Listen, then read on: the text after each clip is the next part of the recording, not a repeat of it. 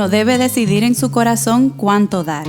Y no den de mala gana ni bajo presión, porque Dios ama a la persona que da con alegría. Ponemos a tu disposición nuestra cuenta para que puedas depositar tus diezmos y ofrendas. Dios bendiga tu vida abundantemente.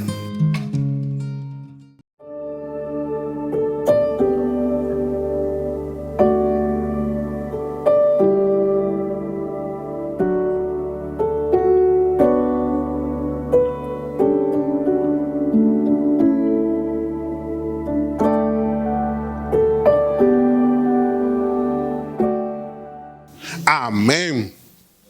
Qué bueno. Vamos a compartir el mensaje de la palabra del Señor. Estamos en una serie maravillosa.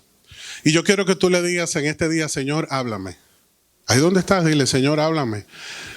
Están tímidos, pero dile ahí que se escuche, Señor, háblame. Habla mi corazón porque yo lo necesito. Si nosotros estamos aquí, es porque vinimos a traerle alabanza al Señor y necesitamos escuchar su voz. ¿Verdad, Nidia? Necesitamos escuchar su voz, necesitamos que el Espíritu Santo hable a nuestros corazones. Y eso es lo que el Señor quiere lograr en nosotros. Él quiere bendecirnos con su palabra. Y nosotros estamos hablando de la manifestación de los hijos de Dios. En este quinto mensaje, yo quiero que ustedes y yo podamos prestar atención a lo que el Señor quiere ministrar a nuestra alma en este día. Porque ser cristiano luce más complejo cada día. Yo no sé si lo noto yo solamente o si también usted lo ha percibido. Ser cristiano se vuelve cada día más complejo. ¿Por qué? Porque nos damos cuenta que no encajamos en el sistema de este mundo. Este mundo está tomando una dirección totalmente opuesta a la voluntad de Dios y eso lo vemos de continuo. A tal punto de que dentro de mi consideración veo que en el transcurso de esta década, al finalizar esta década, ser cristiano será incluso peligroso. Usted dirá, ¿cómo? ¿Y cómo así, pastor? Ser cristiano se tornará hasta peligroso. ¿Por qué razón? Porque lo que he notado en medio de esta cultura posmoderna en la que nosotros nos encontramos es que los entes que participan en la política, los entes que participan en las áreas financieras de la economía mundial, las personas que tienen influencia, están procurando con solicitud la inclusión de su manera de pensar a precio de la exclusión de aquellos que piensan diferente. O sea que si tú y yo pensamos diferente a la postura que en el mundo se ha asumido a raíz del posmodernismo, pues usted será excluido, perseguido y señalado. Es por eso que declaro que en una década más ser cristiano se tornará hasta peligroso. ¿De dónde surge esta situación? ¿Por qué les hablo del posmodernismo? Algunos se sienten familiarizados con este término. Pero quiero que todos podamos entender cuál es la intención que el Señor me ha manifestado con esta serie. Que podamos reconocer que desde el Edén se produjo un daño profundo en el corazón de la creación. Y a través de los años esto ha ido aumentando, desarrollándose, evolucionando. En el Edén se produjo un acto de desobediencia. Y esa desobediencia engendró en el corazón del hombre idolatría. La idolatría produjo ocultismo. El ocultismo produjo ateísmo. Y el ateísmo engendró falsas doctrinas. Y a través de esas falsas doctrinas llegamos a momentos como el Renacimiento, donde el hombre se rebeló contra Dios. Y el Renacimiento trajo la Ilustración. Y en ese periodo de la Ilustración, que se desarrolló en Inglaterra, Francia, Italia y otros países de Europa, se introdujo el cuestionar a Dios. se puso al hombre en el centro, se quitó a Dios del centro de nuestras vidas, y al colocarse el humanismo como línea de pensamiento, esto trajo que el hombre cuestionara a Dios, cuestionara su bondad. Y este cuestionamiento produjo el modernismo encabezado por hombres desaprensivos que llegaron a decir que Dios estaba muerto. Esa es la declaración principal del modernismo, donde se pondera la muerte de Dios. Y estas personas decían, Dios está muerto porque no es posible que en el mundo hayan tantos sucesos dolorosos y que Dios no haga nada. La conclusión a la que ellos llegaron es que Dios está muerto. Y el posmodernismo, con esta línea de pensamiento, con esta influencia, ha terminado eliminando a Dios por completo. Al punto de que una nación cristiana como la nuestra se ha comenzado a introducir la idea humanista que desplaza a Dios del centro de nuestra vida y hasta se coqueteó hace unos meses con quitar el escudo de nuestra bandera. Lo que pasa es que no es de golpe que se introducen estas doctrinas falsas, sino que poco a poco se va seduciendo a la población para que las personas, sin percibirlo, participen del pensamiento posmoderno que nace en el Edén con la desobediencia y que a través de los años ha ido evolucionando, claro, en resumen, como yo se lo presenté. Todos estos pensadores han estado influenciados por ese mismo espíritu de desobediencia que atacó a Adán en el Edén y atacó a Eva también.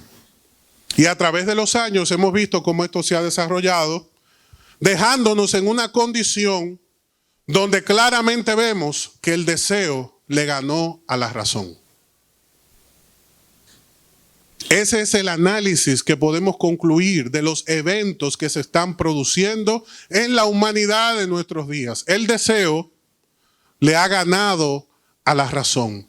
A esa razón que promovía el renacimiento, cuando hablaba de la ciencia y del estudio para poder hallar la paz y el desarrollo en la humanidad. En ese momento donde comenzó a señalarse a los hijos de Dios y la doctrina bíblica, en ese momento donde comenzaron a sacar de la estructura social el evangelio, entonces se ha generado todo este espíritu de muerte y de caos que estamos viendo en nuestros días, y nosotros los hijos de Dios nos preguntamos ¿cómo viviremos? Aquellos que leen los diarios y consideran la actitud de aquellos que no tienen a Dios en su corazón, terminan preguntándose ¿y cómo viviremos? ¿Cómo vivirán nuestras generaciones futuras? ¿Qué es lo que sigue? Si hablamos de renacimiento, ilustración, modernismo y posmodernismo, ¿qué es lo que sigue? Algunos pensadores están hablando del ultramodernismo. Y si el posmodernismo eliminó a Dios, ¿qué traerá consigo el ultramodernismo? Y es por esto que Dios nos ha llamado a manifestarnos como hijos de Dios. El Señor dice, la lámpara no se coloca bajo la mesa, se coloca sobre la mesa. Porque a través de los años la iglesia ha tenido que lidiar con situaciones semejantes. Y en medio de cada una de estas situaciones la iglesia ha salido vencedora. Porque yo les he presentado este panorama, pero los hijos de Dios nunca han sido avergonzados. Dios siempre logra que sus hijos manifiesten su gracia y su poder. ¿Tenemos nosotros la intención de manifestar a Dios en este tiempo? Y esa manifestación tiene que comenzar ¿dónde? En nuestros hogares. Esa manifestación tiene que comenzar en los lugares donde nosotros nos desenvolvemos. Cuando es necesario ir a los lugares a expresar nuestro punto de vista, junto con aquellos que sostienen o que son sostenidos por la misma doctrina que nosotros, pues eso se hace. Pero el verdadero trabajo se hace persona a persona. El verdadero trabajo se hace como lo hizo nuestro Señor Jesucristo, que sacaba tiempo para hablar con Nicodemo, que sacaba tiempo para hablar con la samaritana, que sacaba tiempo para ministrar a sus discípulos, que tenía tiempo aún para los niños y decirle a los que estaban a su alrededor: dejen los niños acercarse a mí y no se lo impidan, porque de ellos es el reino del Señor. El Señor tenía tiempo para cumplir su propósito. Y cada uno de nosotros tiene que sacar su tiempo para cumplir el propósito de Dios para nuestra vida. ¿Por qué hago esta introducción? Porque les pido que me acompañen a Hechos capítulo 4, versículo 1, y de esta manera podamos entender lo que el Espíritu Santo quiere ministrar a nuestro corazón por medio de este pasaje. No podemos llegar a este pasaje sin entender lo que implica para nosotros aplicar estos versos a nuestra vida. Porque el verdadero propósito por el que estamos aquí no es solamente escuchar la palabra, sino ponerla en práctica. De esta manera podemos entender cuál es el escenario en el cual nos encontramos y qué es lo que Dios quiere que tú y yo manifestemos en este tiempo. Miren qué interesante lo que la palabra del Señor nos enseña. Dice Hechos capítulo 4, versículo 1. Mientras Pedro y Juan le hablaban a la gente, se vieron enfrentados por los sacerdotes, el capitán de la guardia del templo y algunos de los saduceos. Y la palabra del Señor aquí nos explica por qué ellos fueron enfrentados por este grupo de personas. Dice el verso 2, estos líderes estaban sumamente molestos porque Pedro y Juan enseñaban a la gente que hay resurrección de los muertos por medio de Cristo Jesús.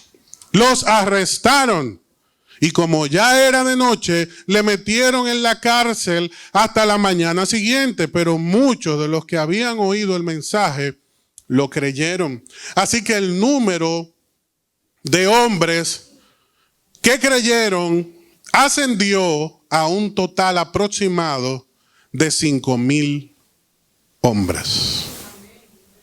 ¿Cuántos dicen amén? Amén? ¿Qué es lo que deseo que podamos destacar en este pasaje? Que a pesar de la persecución, que a pesar de la confrontación, que a pesar de la hostigación de estos líderes, el evangelio siguió creciendo. Porque Dios cumple su propósito por encima de las intenciones de cualquiera. O sea que tú y yo no tenemos que sentir temor de lo que escuchamos que el mundo está hablando. Tú y yo tenemos que seguir predicando. Los discípulos tenían la oposición de personas influyentes y poderosas. Porque este pasaje dice que eran los sacerdotes. Y esos líderes religiosos que dirigían el Sanedrín, compuesto por 71 hombres de influencia, tenían la capacidad de eliminar a aquellos que consideraran peligrosos para su línea de pensamiento. ¿O acaso no llevaron a Jesús a la cruz? Lo llevaron a la cruz. Fue Dios que lo permitió. Y fue Cristo que, como le dijo a sus discípulos, puso su vida por amor a nosotros. ¿Cuántos dicen amén? Amén. Pero ellos fueron los que orquestaron la crucifixión. Fueron los que entretejieron en lo íntimo ese plan para darle muerte al Mesías. Lo cual nos declara que tienen poder, aunque limitado, lo tienen. Y que la única arma que tú y yo debemos usar es la palabra de Dios, que es suficiente. Diga conmigo, suficiente. La palabra de Dios es suficiente para que cada uno de nosotros pueda cumplir ese propósito que Dios tiene en nuestra vida. Así como Jesús venció sobre la muerte, aquí vemos a los discípulos que estaban enfrentando un grupo de personas que se oponían a la doctrina que ellos estaban predicando.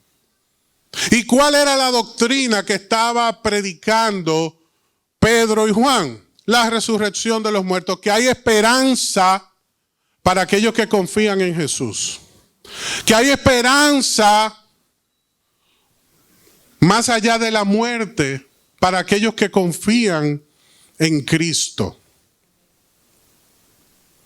Y los saduceos no creían esto.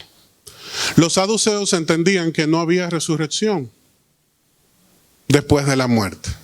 Pero ¿qué pasa en la mente de la persona que vive de cara a esta falsa doctrina? Imagínate que a ti te digan que después que tú mueres, todo se acabó. No hay más nada. Simplemente existe la nada. Las personas van a vivir como quieran porque al fin y al cabo, todo es todo y nada es nada. Yo puedo vivir como quiera sin temor a Dios ni a nada más. Rebelarme cuando guste, porque al fin y al cabo, si muero, pues todo simplemente se acabó. Yo no tengo que rendir cuentas y no va a pasar nada conmigo. Y esto es lo que ponderaban estas personas. Y Pedro y Juan estaban predicando un mensaje diferente y esto les molestaba. Como aquellos que están presentando posturas como la que vemos que se están popularizando en nuestros días. No es que ellos quieren que les consideren su punto de vista, sino que ellos quieren que tomen su punto de vista como ley, pero que se sancione a aquellos que piensan diferente a ellos. Y vemos que históricamente esto siempre se ha manejado de esa manera. Porque la Biblia dice que nuestro adversario, el diablo, se levantó para hurtar, para matar y para destruir. El Hijo de Dios presenta su punto de vista. Aquel que lo recibe, perfecto. Aquel que no lo recibe, pues es responsable de su decisión. Pero aquellos que son contrarios a la fe cristiana quieren imponer su punto de vista y perseguir a aquellos que se opongan o que no piensen igual que ellos. Y tú y yo debemos entender lo que la Biblia nos enseña como hijos de Dios para poder contrarrestar esa conducta que estamos viendo en nuestro medio. A pesar de la persecución, el Espíritu Santo se encargó de mostrarnos que la iglesia de 3,000 personas pasó a 5,000. Porque Dios está diciendo, yo soy soberano por encima de todas esas voces que se levantan, que hacen mucho ruido, que son mucha espuma, pero poco chocolate. Pero el que prueba un sorbo del Evangelio de Jesucristo se enamora para toda la vida. Y no necesita de manipulación, no necesita usar la fuerza para conquistar, dominar a aquellos que están a su alrededor. El Evangelio es un mensaje de paz que conquista y bendice los corazones a través del ejemplo. ¿Cuántos dicen amén? Es a través del ejemplo, porque esos 5,000 llegaron a Cristo porque vieron algo diferente en los discípulos. Las personas que llegan a Cristo por medio de tu testimonio es porque están viendo en ti algo diferente. Es porque el mensaje que tú predicas lo vives. Y como ellos estaban viviendo lo que predicaban y estaban manifestando el poder de Dios, la gente estaba diciendo, yo quiero eso en mi vida, yo quiero eso en mi familia, yo quiero eso donde trabajo.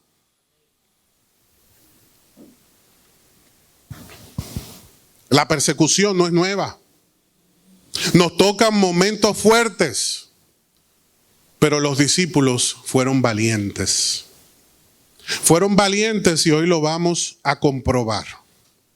Fueron perseguidos y en la medida en la que eran perseguidos, crecían más. Se fortalecían mucho más. Acompáñame al verso 5 de Hechos 4, donde el Señor dice, el día siguiente el concilio integrado por todos los gobernantes, escucha bien, ancianos y maestros de la ley religiosa, se reunieron en Jerusalén. El sumo sacerdote, Anás, estaba presente junto a Caifás, Juan, Alejandro y otros parientes del sumo sacerdote. Y dice el verso 7 que hicieron entrar a los discípulos y le preguntaron, ¿con qué poder o en nombre de quién ustedes están haciendo estas cosas? Aquí nosotros vemos que cuando tú y yo predicamos el Evangelio, se producen dos reacciones. O te aman o te odian. Cuando tú predicas el evangelio, el que lo escucha o lo recibe con amor o odia, rechaza contundentemente lo que tú estás predicando, lo que tú estás presentando. Porque el evangelio del Señor produce una de dos reacciones. Cuando se predica íntegramente la palabra del Señor, los que son hijos de Dios reciben la palabra y se enamoran de ella, pero aquellos que no, la rechazan fervientemente. ¿A quién representa Anás? ¿A quién representa Caifás en nuestros días? ¿A quién representa Juan, Alejandro y los demás incrédulos que se levantaron contra los discípulos? Representa a aquellos que por la dureza de su corazón no pueden recibir la palabra. Los que creen que todo lo saben. Ellos representan a aquellos que entienden que no necesitan a Dios y que son autosuficientes. Pero esto no salió de la nada. Anteriormente les manifesté que esto nació ¿dónde? En el Edén. Y que a través de los años ha ido evolucionando y que posiblemente en tu casa, en tu entorno, tienes personas que son así como Anás, como Caifás, como estos gobernantes incrédulos que no tienen la mínima idea ni el mínimo respeto por la palabra del Señor. Y aquellos que se comportan de esa manera, dice la palabra, que son como nubes sin agua, árboles otoñales doblemente muertos, estrellas errantes. Así la palabra del Señor presenta a aquellos que no conocen el evangelio. Y tú y yo no podemos seguir con una actitud medalaganaria, pasiva, ante la necesidad imperante que hay en el mundo de conocer la palabra de Dios. Y tú y yo, como hijos de Dios, tenemos que manifestar su reino y entender que una de dos reacciones se van a provocar. Y tú sabes por qué hay personas que no predican. Porque tienen miedo a que los demás reaccionen en contra de su mensaje. O los avergüencen, o los cuestionen. Yo prefiero permanecer callado para que otros no se burlen de mí, para que otros no me señalen. Yo soy un hijo de Dios, yo guardo la fe, pero no provoco ningún efecto. Yo quiero que sepas que si tú no provocas el efecto de Cristo, cada día va a ser más difícil ser cristiano. Porque tú no te estás colocando en la posición como hijo de Dios para afectar y ganar personas, influenciar personas, guiar personas a conocer el amor de Cristo, sino que tú estás provocando que en tu ambiente sigan desarrollándose personas que son como nubes sin agua, doblemente muertos, estrellas errantes, personas vacías de Dios, capaces de hacer lo que sea para lograr sus objetivos. Pero nosotros estamos callados. Yo prefiero no hablarle al vecino, no ministrar al compañero de trabajo, no dirigirme al desconocido con lo que yo creo para evitar una confrontación. Pero aquí vemos que los discípulos estaban haciendo todo lo contrario. Ellos estaban valientemente predicando, aunque los gobernantes se hayan levantado, aunque los ancianos se hayan levantado, aunque todos estos hombres de influencia hayan presentado oposición, ellos seguían predicando. Ellos no ocultaron la verdad, porque tú y yo debemos entender que la verdad transforma las vidas y que nuestra familia será transformada por la verdad. Que nuestro esposo, que nuestro cónyuge, que nuestra esposa será transformada por la verdad.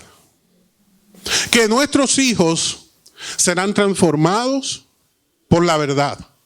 Pero si nosotros no predicamos la verdad, ¿cómo ellos van a ser transformados? Si nosotros no manifestamos el reino de Dios, entonces ¿quién lo va a hacer?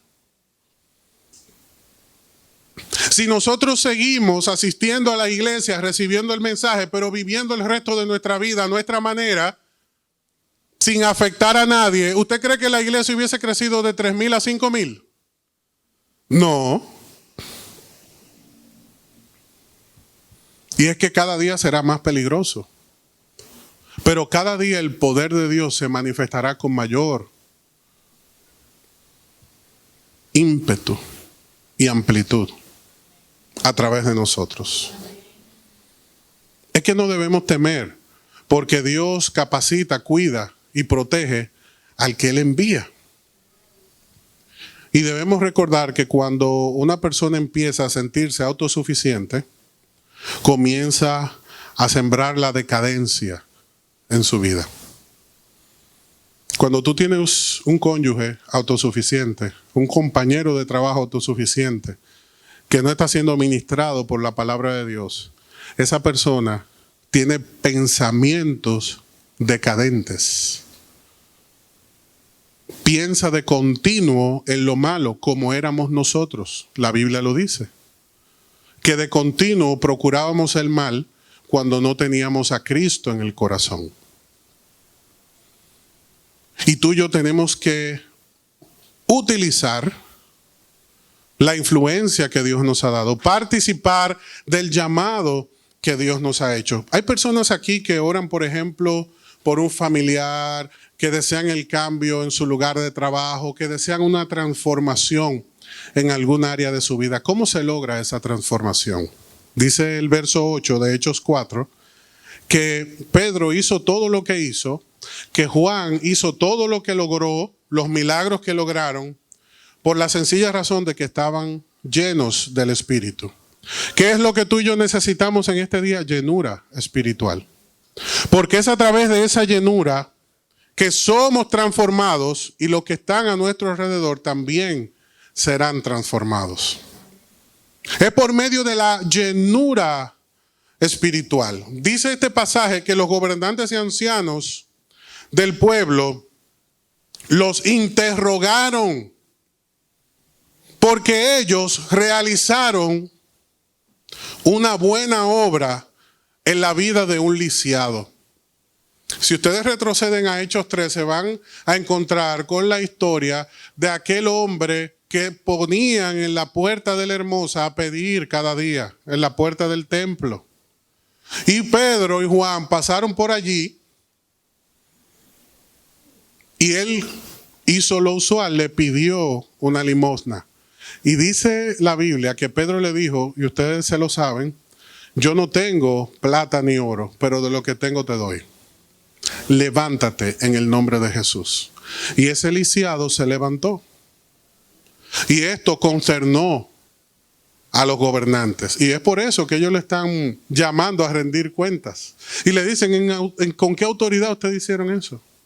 ¿Por qué ustedes están predicando ese mensaje? Porque las dos herramientas que Dios nos ha dado para llevar a cabo la misión que tenemos en esta vida como hijos de Dios es testificar y obrar en el poder del Espíritu por medio de la llenura. Y Pedro y Juan estaban predicando y estaban sanando. Y a través de esa predicación, en un primer mensaje, 3,000 vinieron a los pies de Cristo y luego de 3,000 pasaron a ser 5,000. El Señor nos está diciendo con esto, mi palabra es efectiva. Amén. Eso no significa que si tú predicas se tienen que convertir 3,000. Porque eso no es lo que dice la Biblia. La Biblia te está enseñando que la palabra es efectiva. Que si transformó la vida de esos 3,000, puede transformar la vida de los que están a tu alrededor. Y que lo que es necesario es que tú y yo manifestemos a Cristo con nuestras palabras y con nuestras acciones. Porque cuando unimos las palabras con las acciones, se desata el poder de Dios de manera sobrenatural. Aunque usted no diga amén. Amén. Ese hombre fue sanado por el poder del Espíritu. Y la única manera en la que nuestra familia va a sanar es por el poder del Espíritu. Por eso, yo te recomiendo que no le sigas recordando a Dios el problema de tu esposo. Que no le sigas recordando a Dios el problema de tu hijo. Que no le sigas recordando a Dios tu problema financiero. Pídele a Dios que te llene de su Espíritu. Amén. ¿Cuántos dicen amén? Amén? Pues si tú lo crees, dale un aplauso a Cristo.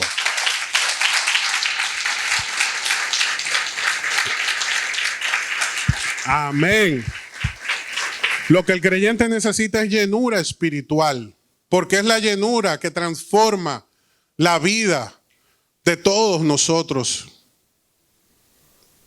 Pero sin confrontación no hay salvación. Sin confrontación no hay salvación. Ahora, una confrontación sin llenura no tiene efecto. Una confrontación de un hombre, de una mujer llena del Espíritu con una persona que necesita a Cristo produce salvación. Amén.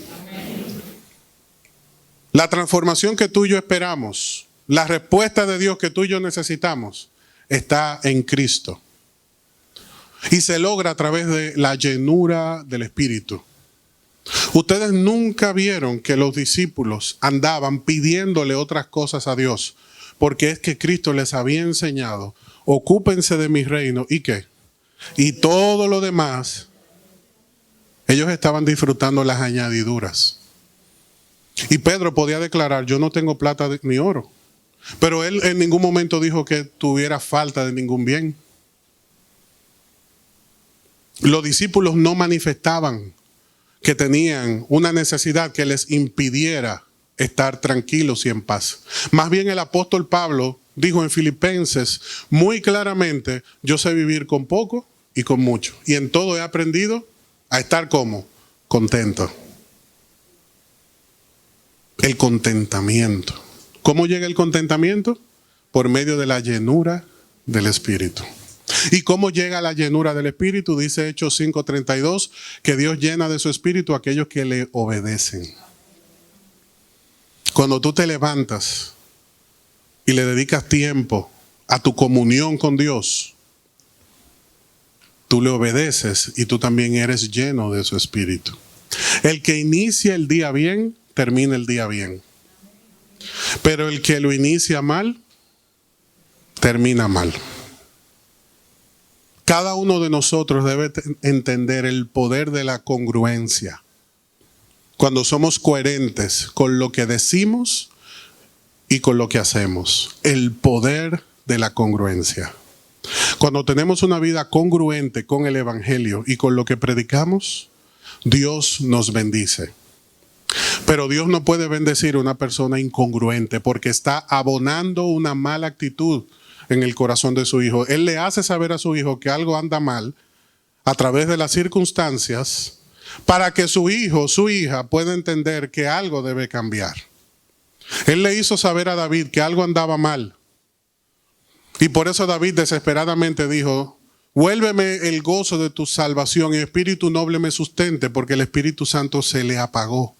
Y él inmediatamente lo sintió. Y cuando se nos apaga el espíritu, cuando nosotros nos apartamos del Señor, aún conociendo la gracia y el poder de Cristo, llegamos a comportarnos peor que un incrédulo. Porque tenemos la misma capacidad de pecado. Y es por eso que continuamente tenemos que mantenernos cerca de la llama para poder ver los resultados. Permanecer en su palabra, ser obedientes. No negociar lo que hemos aprendido. Porque este poderoso evangelio es para la bendición de todos aquellos que lo reciben. ¿Cuál es tu necesidad? No me la digas. Dios la sabe. Pero Dios puede suplir en abundancia cualquier necesidad que tú tengas.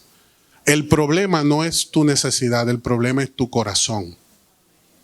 Y cuando tu corazón se alinea con la voluntad de Dios, Él sabe remunerar a aquellos que le obedecen. Porque la palabra del Señor nos enseña que a Dios le agrada que aquel que se acerca crea que Él es galardonador de los que le buscan. Dios premia, bendice, apoya, fortalece, impulsa, levanta, restaura y hace todo lo que sea necesario en aquellos que le obedecemos con todo nuestro corazón.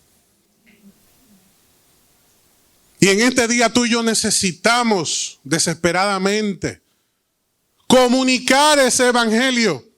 Porque es que comunicando ese evangelio estamos siendo entes de transformación. ¿Y quiénes serán los primeros en ser bendecidos? Nosotros, porque ¿quién siembra y no disfruta de la cosecha? Todo el mundo aquí sabe que si usted está sembrando fresas en su casa, no va a faltar ese jugo sabroso en su nevera. Porque usted es el primero que va a disfrutar de esa cosecha. Pero si nosotros olvidamos esas bendiciones que Dios nos ha dado y no sembramos, la tierra no va a producir los frutos. Por eso la Biblia nos enseña que lo que tú y yo sembramos, eso es lo que cosechamos. Este es un tiempo clave. Y tú sabes por qué es importante escuchar esta palabra. Porque Lucas 16:8 en la parte B nos dice que los hijos de este mundo, escúchalo bien, los hijos de este mundo son más astutos que los hijos de la luz al lidiar con el mundo que los rodea. ¿Sí? Porque yo vi una encuesta a favor de las 3 causales, donde según esa encuesta, el país prácticamente completo está a favor de esa línea que se quiere introducir como ley. Y a mí no me han preguntado. Y si me preguntan, yo voy a responder inmediatamente. Y yo sé que usted también. Entonces parece que la encuesta ha sido selectiva. Porque esto es un país cristiano. Esto es una tierra de Dios. Y aquí en el nombre de Jesús no se va a levantar ninguna potestad que quiera establecer a la fuerza leyes similares a esta. Y es que eso no depende de nosotros, es Dios el que nos guarda. Tarde o temprano el sistema de este mundo seguirá avanzando y afianzándose porque Cristo ya nos lo enseñó. Pero no es verdad que todo esto va a avanzar sin que sabiamente los hijos de Dios sepan hacer su trabajo. Porque Lucas 16:8 dice que ciertamente son más sagaces. Pero no pierdas el tiempo discutiendo con aquellos que abrazan esa clase de pensamiento. Aprovecha el tiempo y comparte con aquellos que tienen dudas. La Biblia dice, al que duda, convéncelo. Eso lo dice el libro de Judas. Al que duda, convéncelo. Predícale la palabra. Aquel que lo rechaza, sacúdete el polvo de las sandalias y deja que asuma su responsabilidad.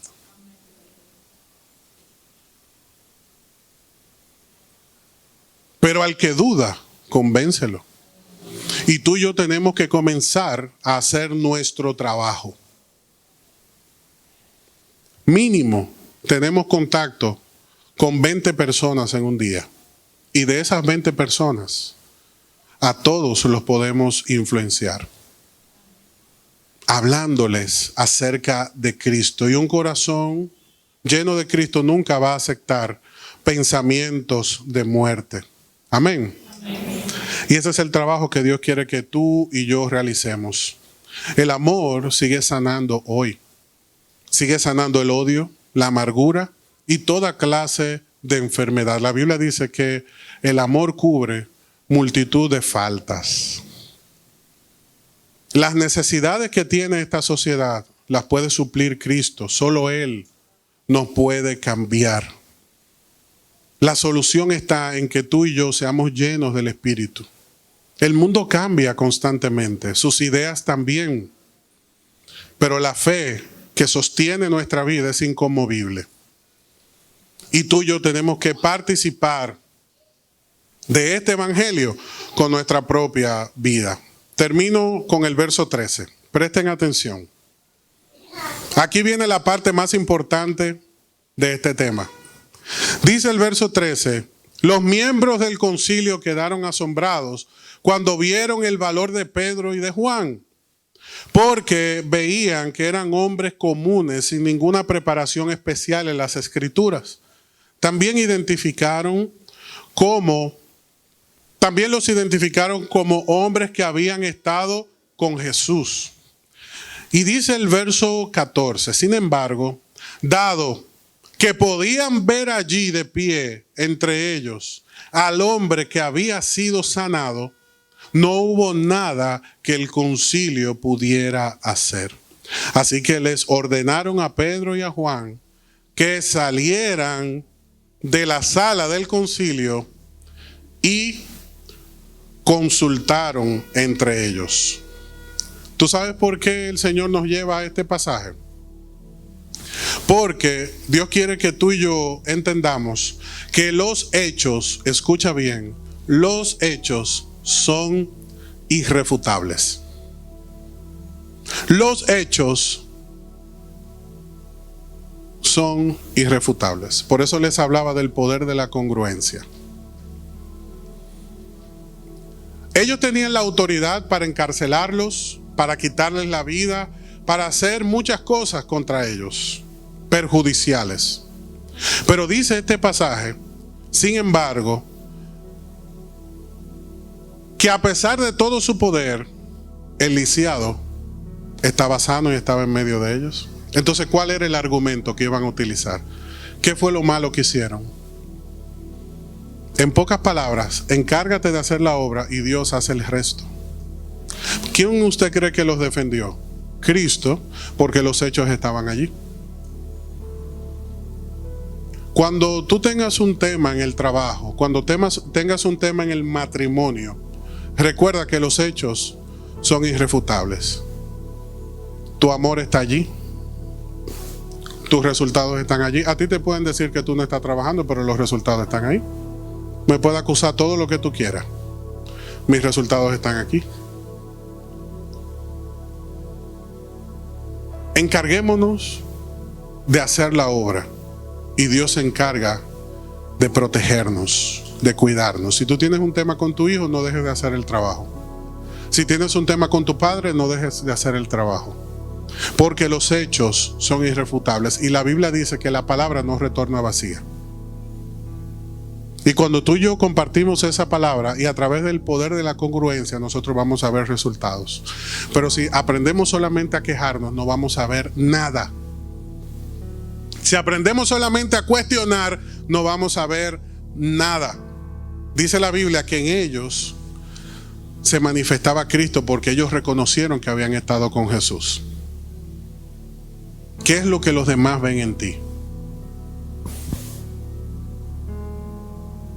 Ellos estaban asombrados. ¿Por qué? Por la elocuencia con la que ellos estaban presentando estos argumentos. Porque ellos le dijeron, luego de esta reunión que consultaron entre ellos, le dijeron, váyanse, pero dejen de hablar de Cristo. ¿Y qué fue lo que Pedro les respondió? No podemos dejar de hablar lo que hemos visto y lo que hemos oído. Porque la combinación de los hechos con las palabras transforma todo. ¿Vieron esa combinación? No podemos dejar de predicar de lo que vimos que Jesús hizo, los hechos, y de lo que Él nos habló, las palabras. Así que si tú habías estado hablando a tu marido de Cristo, Dios te está diciendo, eso no es suficiente, yo quiero que tú le pongas hechos a esas palabras. Que no solamente le digas, tú tienes que conocer a Cristo, no, muéstrale a Cristo. Muéstrale con tu testimonio a Cristo. Que si tú predicas que Cristo prospera, tú tienes que demostrarlo. Ay, hermano, yo lo creo, yo quiero eso, yo quiero prosperar. Ya te di la clave, la llenura del Espíritu. Aunque usted no diga amén. Es la llenura del Espíritu. Por eso en este día, ahí donde estás, te pido que cierres tus ojos. Quiero que esta palabra se selle en nuestro corazón. Que en nosotros haya un anhelo ferviente por la llenura de su Espíritu. Cuando tú y yo somos llenos del Espíritu, Dios trae nuestra vida a orden. Ese orden del Evangelio comienza a fluir y a operar en nuestra vida. Y a través de ese poderoso Espíritu de Dios fluyendo en nosotros, todo cambia. Todo cambia. No hubo un solo lugar por donde Jesús pasara que todas las personas hayan sido transformadas en ese lugar. Todos fueron transformados. Y Dios quiere que tú y yo multipliquemos esa vida que está en nosotros, esa unción que está en nosotros, esa presencia de Dios que está en nosotros. Recuerda que los hechos son irrefutables y que Dios quiere que tú y yo manifestemos su reino con nuestras palabras, con nuestras acciones. No le sigas diciendo a tu esposa, a tu esposo que lo amas. Demuéstraselo. No le sigas diciendo a Cristo que lo amas. Demuéstralo. No le digas a tus hijos solamente que lo amas. Demuéstraselo. No digas que tú amas esta nación. Demuéstralo. Demuéstralo. Dedícate a vivir sembrando hechos que bendigan a todos. Cuando quisieron acusar a Pedro y dijeron: ¿por qué traen estos hombres ante el concilio? ¿Usted sabe qué fue lo que dijeron? Porque ellos sanaron a un lisiado. Eso más bien sirvió para que la palabra siguiera creciendo, porque no encontraron nada malo contra ellos. Cuando Jesús fue llevado ante Pilato, Pilato dijo: yo no encuentro nada malo que él haya hecho. Que cuando vean tu expediente, que cuando consideren tu vida, que cuando hablen acerca de ti, se diga lo mismo: no hay nada malo que yo encuentre en esta persona. Predica a Cristo, muestra a Cristo, y vas a ver cómo tu esposo cambia, cómo tus hijos cambian, cómo tu esposa cambia, cómo cambia tus finanzas, cómo cambia tu salud, cómo todo cambia, porque Cristo lo transforma todo. En este día Dios quiere llenar tu vida con su presencia. Que tú salgas de este lugar satisfecho. Que no vayas al mundo a buscar nada, que vayas al mundo a conquistar. Porque de este lugar te vas completo. Dios quiere que tú y yo aprendamos a ver las cosas como añadiduras, pero que nos enamoremos de Dios. No te enamores de las cosas de este mundo. No te enamores de las añadiduras. Enamórate de Cristo, que suple todas las cosas conforme a sus riquezas en gloria.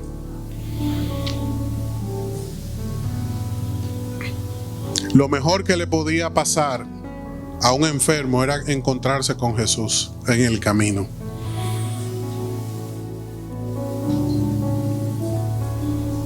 Y en este día, tú y yo podemos tener ese encuentro con Jesús.